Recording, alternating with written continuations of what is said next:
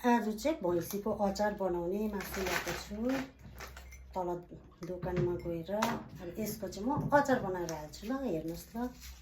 यो चाहिँ यसरी मसिनो मसिनो पिस गरेर काटेको छु। अन्त के भन्छ यसमा चाहिँ हर्दी, रङ खुर्सानी, नुन हालेर चाहिँ मोलेको छु। अब यसलाई चाहिँ फ्राई गर्नुपर्छ। यो चाहिँ अब तेल हालेर खरिसकेपछि चाहिँ सुक्खा खुर्सानी तातो पानीमा भिजाएर रेडी गरेको छु। अब यसलाई चाहिँ मिक्सीमा हाल्दा पनि हुन्छ, तर मलाई चाहिँ सिलौटो लोहोरोमै पिस्ने आदत छ, त्यसले गर्दा त्यसमा नै बनाउँछु। खुर्सानी चाहिँ यसरी सिलौटोमा पिसेको छु। अदुवा लसुन पनि यसरी नै पिसेको छु। अन्त खुर्सानी चाहिँ आफै अब कतिको पिरो खान्छ त्यो अनुसारले हाल्नुपर्छ।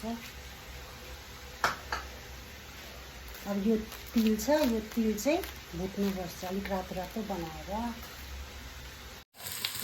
यो चाहिँ अदुवा र लसुन हो, यसरी तेलमा फ्राई गर्नुपर्छ। तेलमा फ्राई गरेको छ र रातो रातो बनाएको छ भने त्यसको स्मेल चाहिँ अब दामी हुन्छ नि त अचारमा। यसरी नै तिल पनि अब यसरी गरेको छु हो।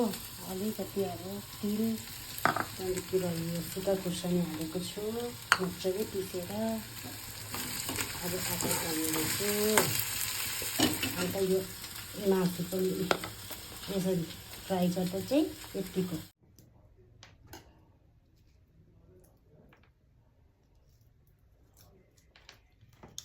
जेलाई चाहिँ यसरी मिक्स गर्नुपर्छ।